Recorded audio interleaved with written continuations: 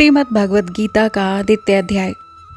संजय बोले, उस प्रकार करुणा से व्याप्त और आंसुओं से पूर्ण तथा व्याकुल नेत्रों वाले शोक युक्त उस अर्जुन के प्रति भगवान मधुसूदन ने ये वचन कहे।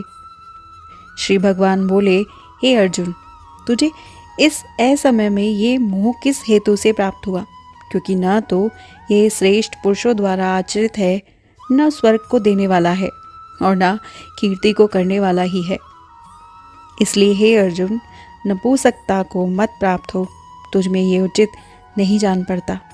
हे परम तप, हृदय की तुच्छ दुर्बलता को त्याग कर युद्ध के लिए खड़ा हो जा। अर्जुन बोले, हे मधुसूदन, मैं रणभूमि में किस प्रकार बाणों से भीष्म पितामह और द्रोणाचार्य के विरुद्ध लड़ूंगा? क्योंकि हे मधुसूदन, वे दोनों ही पूजनीय हैं। इसलिए इन महानुभव गुरुजनों को न मैं मार कर न मैं इस लोक में भिक्षा का अन्न भी खाना कल्याणकारक समझता हूँ, क्योंकि गुरुजनों को मारकर भी इस लोक में रुधिर से सने हुए अर्थ और काम रूप भोगों को ही तो भोगूंगा। हम ये भी नहीं जानते कि हमारे लिए युद्ध करना और न करना, इन दोनों में से कौन सा श्रेष्ठ है, अथवा ये भी नहीं जानते कि उन्हें हम जीतेंगे या हमको वे जीतेंगे।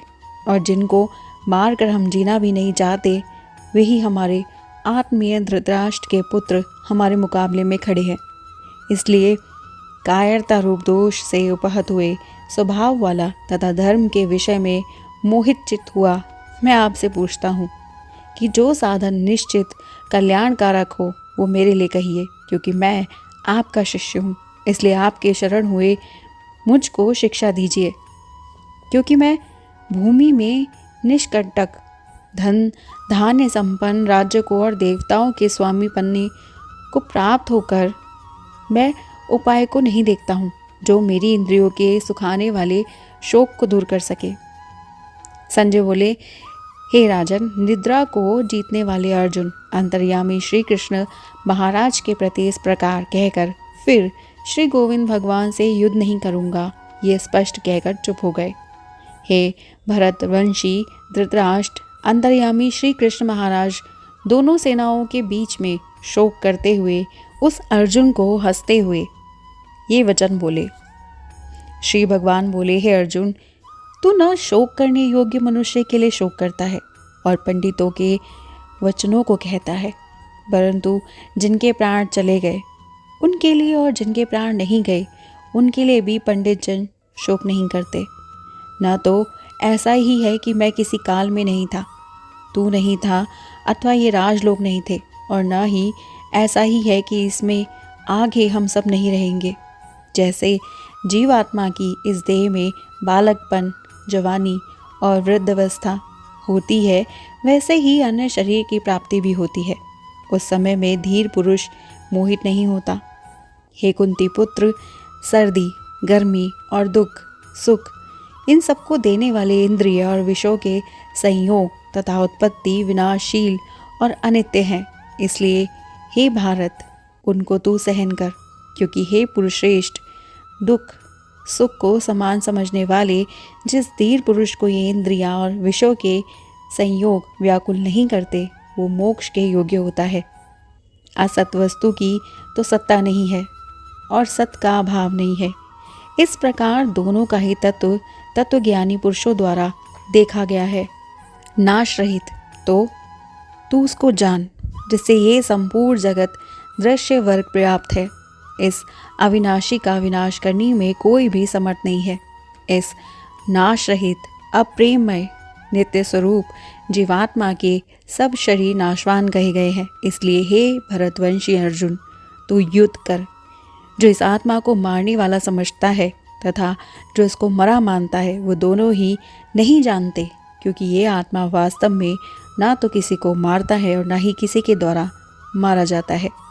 ये आत्मा किसी काल में भी ना तो जन्मता है और ना ही मरता है, तथा न ये उत्पन्न होकर फिर होने वाला ही है, क्योंकि ये अजन्मा है, नित्य, सनातन और पुरातन है। शरीर के मारे जाने पर भी ये नहीं मारा जाता। हे प्रथापुत्र अर्जुन, जो पुरुष इस आत्मा को नाश रहित नित्य अजन्मा और अव्यय जानता है, वो पुरुष कैसे किसको मरवाता है और कैसे किसको मारता है।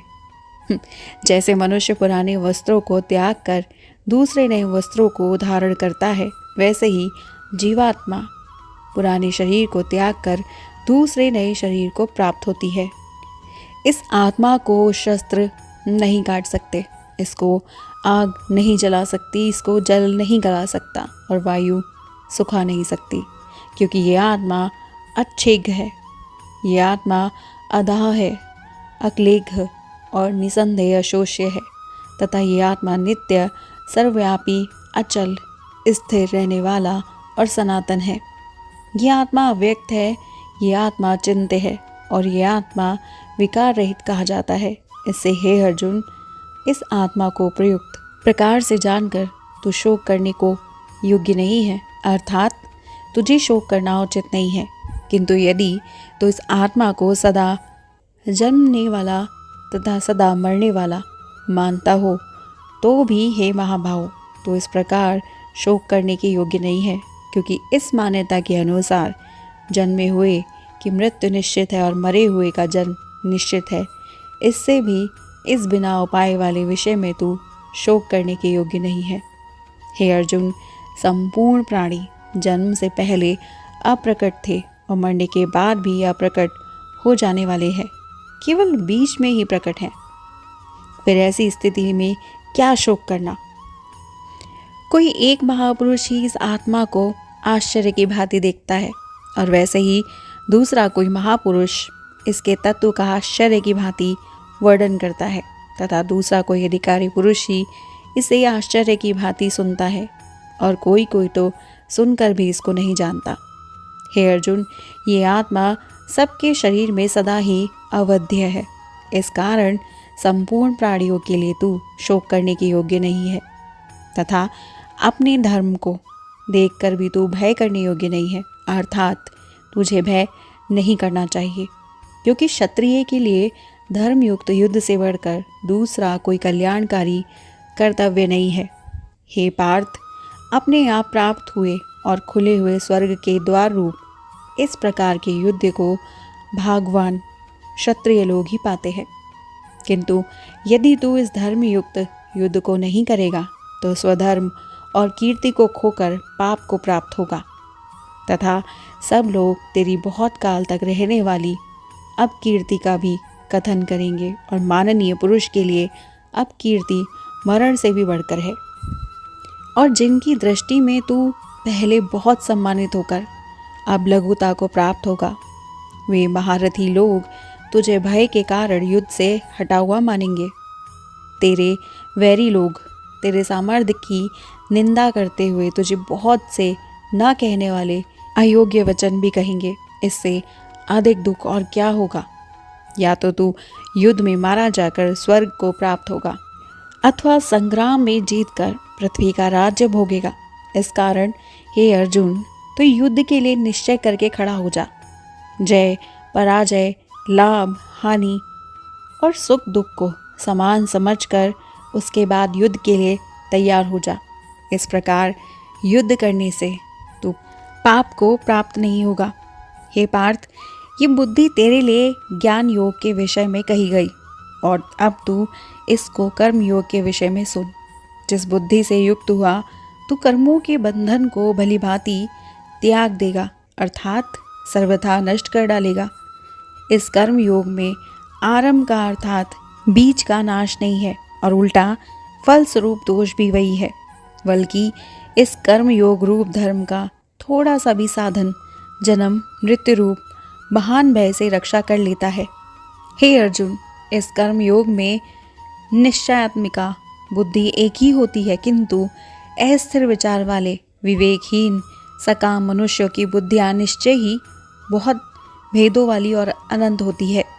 हे अर्जुन, जो भोगों में तन्मय हो रहे हैं, जो कर्म फल के प्रशंसक वेद वाक्यों में ही प्रीति रखते हैं, जिनकी बुद्धि में स्वर्ग ही परम प्राप्य वस्तु है और जो स्वर्ग से बढ़कर दूसरी कोई वस्तु ही नहीं है, ऐसा कहने वाले हैं, वे अविवेकी जन इस प्रकार की जिस पुष्पित अर्थात दिखाऊ शोभायुक्त वाणी को कहा करते हैं, जो कि जन्म रूप कर्म फल देने वाली एवं भोग तथा ऐश्वर्य की प्राप्ति के लिए नाना प्रकार की बहुत सी क्रियाओं का वर्णन करने वाली है। उस वाणी द्वारा जिनका चित्त हर लिया गया है, जो भोग और ऐश्वर्य में अनंत आसक्त है, उन पुरुषों की परमात्मा में निश्चयात्मिका बुद्धि नहीं होती। हे अर्जुन, वेद उपर्युक्त प्रकार से तीनों गुणों के कार्य रूप समस्त भोगों एवं उनके साधनों का प्रतिपादन करने वाले हैं। इसलिए तो उन भोगों एवं साधनों के आसक्तिहीन, हर्ष, शोकादि द्वंद्वों से रहित नित्य वस्तु परमात्मा में स्थित, योग क्षेम को न चाहने वाले और स्वाधीन अंतकरण वाला हो। सब ओर से परिपूर्ण जलाशय के प्राप्त हो जाने पर छोटे जलाशय में मनुष्य का जितना प्रयोजन रहता है, ब्रह्मा को तत्व से जानने वाले ब्राह्मण का समस्त वेदों में उतना ही प्रयोजन रह जाता है। तेरा कर्म करने में ही अधिकार है, उसके फलों में कभी नहीं। इसलिए तू कर्मों के फल का हेतु मत सोच, तेरी कर्म ना करने में ही आसक्ति ना हो।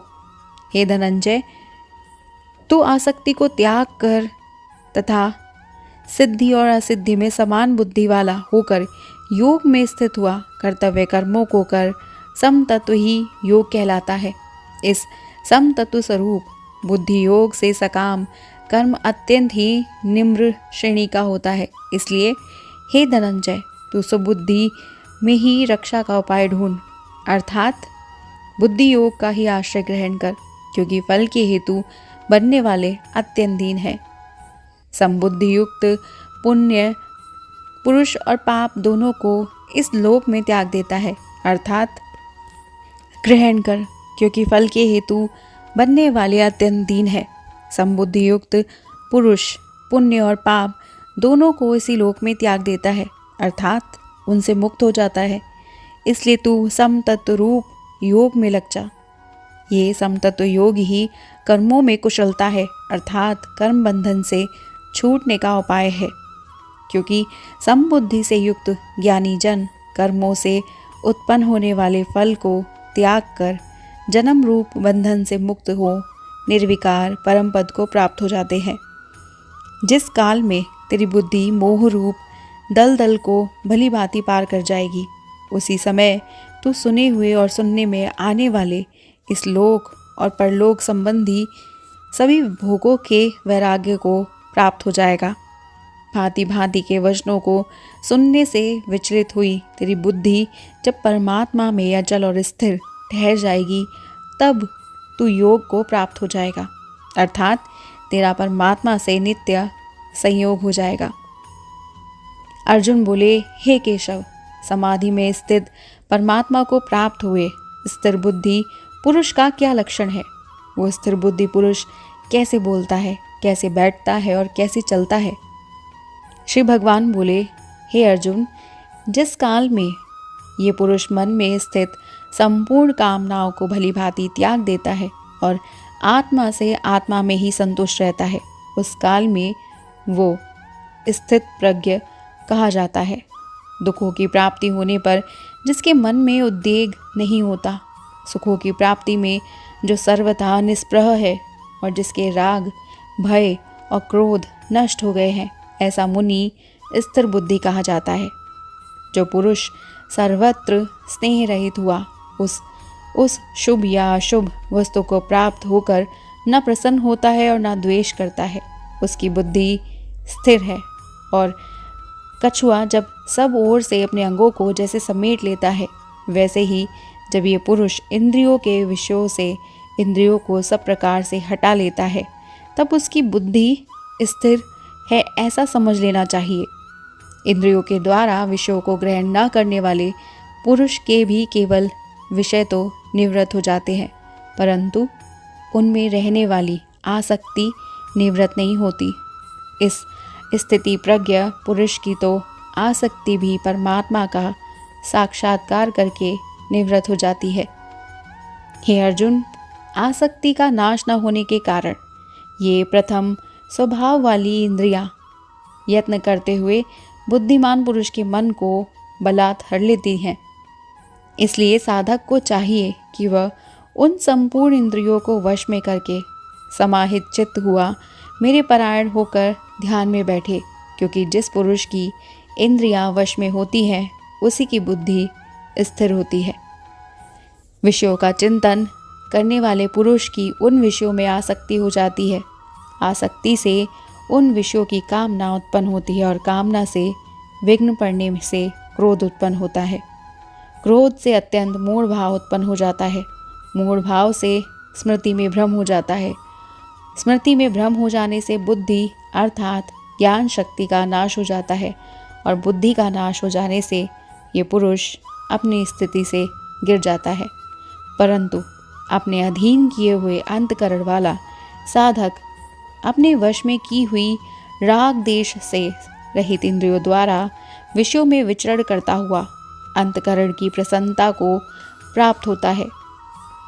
अंतकरण की प्रसन्नता होने पर इसके संपूर्ण दुखों का अभाव हो जाता है और उस प्रसन्न चित्त वाले कर्मयोगी की बुद्धि शीघ्र ही सब ओर से हटकर एक परमात्मा ही भली भांति स्थिर हो जाती है। न जीते हुए मन और इंद्रियों वाले पुरुष में निश्चात्मिका बुद्धि नहीं होती और उस आयुक्त मनुष्य के अंतकरण में भावना भी नहीं होती तथा भावनाहीन मनुष्य को शांति नहीं मिलती और शांति रहित मनुष्य को सुख कैसे मिल सकता है, क्योंकि जैसे जल में चलने वाली नाव को वायु हर लेती है, वैसे ही विषयों में विचरती हुई इंद्रियों में से मन जिस इंद्री के साथ रहता है वो एक ही इंद्री उस अयुक्त पुरुष की बुद्धि को हर लेती है। इसलिए हे महाबाहो, जिस पुरुष की इंद्रियों के विषयों में सब प्रकार निग्रह की हुई है उसी की बुद्धि स्थिर है। संपूर्ण प्राणियों के लिए जो रात्रि के समान है उस नित्य ज्ञान रूप परमानंद की प्रतिमा में स्थित प्रज्ञ योगी जागता है और जिस नाशवान सांसारिक सुख की प्राप्ति में सब प्राणी जगते हैं, परमात्मा के तत्व को जानने वाले मुनि के लिए वो रात्रि के समान है। जैसे नाना नदियों के जल सब ओर से परिपूर्ण अचल प्रतिष्ठा वाले समुद्र में उसको विचलित न करते हुए भी समा जाते हैं, वैसे ही सब भोग जिस स्थित पुरुष में किसी प्रकार का विकार उत्पन्न किए बिना ही समा जाते हैं, वही पुरुष परम शांति को प्राप्त होता है, भोगों को चाहने वाला नहीं।